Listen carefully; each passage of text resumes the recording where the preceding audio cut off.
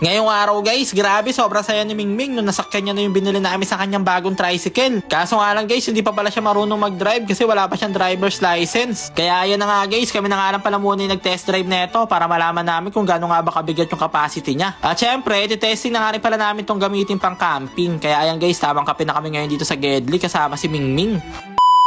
What's up sa inyo mga itik? Ngayong araw guys, dahil sa wakas nga pala ay running condition na nga pala itong binili namin bagong tricycle ni Mingming. Ay ayan guys, ipapakita na nga pala namin to ngayon guys sa aming crazy itik na si Mingming. Kaya ayan guys, pupunta na nga pala kami ngayon sa aming camper van na si Lokbu dahil nandun nga pala ngayon si Mingming nanonood ng Miss Rachel. At syempre guys, sumakay na nga rin pala ngayon dito si Baron sa sidecar para malaman namin guys kung gaano nga ba kabigat yung capacity neto. Baka kasi guys kapag si Mingming yung gumamit neto, baka mag-angkas ng maraming chicks, kaya malalaman namin ngayon guys kung matibay ba talaga. Tignan nyo naman guys kung gaano kalakas, oh grabe, kayang-kaya si Lugi man tsaka si Baron mataas tumalon 20 baon. Kaya mukhang pwedeng gamitin to ni Mingming guys pamasada. O kaya pwede rin siya mangontrata guys, gamiting service sa school ng mga bata. Kaya mukhang papaldo si Mingming dito guys, may sideline na siya. At ayun na nga guys, maya lang andito na nga pala kami ngayon sa camper van namin na si Lokbu.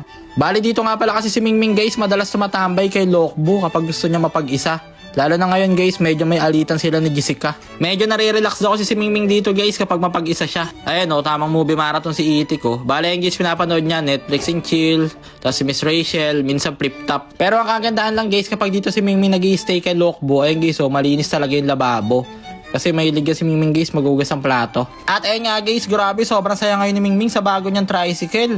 Kaso nga lang guys, wala pa pala siyang driver's license kaya di ba siya marunong mag-drive. Kaya ayan guys, tamang angkas na lang muna siya ngayon dito habang di ba siya nakakuha ng lisensya. Pero syempre guys, aayusin pa nga rin para natin yung upuan ng sidecar ng tricycle niya para talaga nga namang komportable si Mingming. At ayun na nga guys, dahil nandito na nga rin pala tayo ngayon kay Lokbu, kaya ayan, ititesting na nga rin pala natin ngayon kung maganda bang gamitin pang camping tong tricycle ni Mingming. Kaya ayan guys, tamang timpla na nga pala muna kami ngayon dito ng kaping barako dito sa Gedli. Grabe yan, solid ng pagmasdan ng tricycle ni Mingming guys. Mukhang talagang bagay na bagay ito pang camping. Kaya naisip namin guys na kapag natuloy yung camping namin gamit yung mga scooter namin, ay may isasama na namin si Mingming dahil magagamit niya tong kanyang tricycle.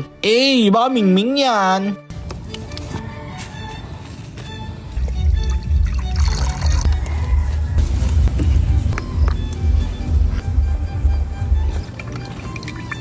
At ayun na nga guys, grabe sobrang solid ng spot natin ngayon dito kay Lokbu. Talaga nga namang napakasarap humigop na mainit na kape, lalo na ngayong medyo maulan-ulan yung panahon. At ayun nga guys, maya lang sa wakas luto na yung kape natin ngayon. Kaya ayun si Mingming guys, tamang stretching na dito sa Gedli oh. Pasikat kaming. Bali sa mga hindi nga pala nagtatanong guys, si Mingming hindi nga pala yung nagkakape kasi natatakot siya guys, baka daw magpalpitik siya. Kaya ayan guys, tamang kwentuhan na lang muna kami ngayon dito nila Mingming habang nag-uusap-usap dito habang nagkakape sa Gedli. Ayan guys, oh, tamang deep talk si Kuya Mac dito tsaka si Mingming oh. At habang nagkukwentuhan nga pala kami ngayon dito guys, di nyo na naman namalayan na nasayang na naman namin 3 minutes ang buhay nyo. Kaya nga dito na lang muna guys, I love you all.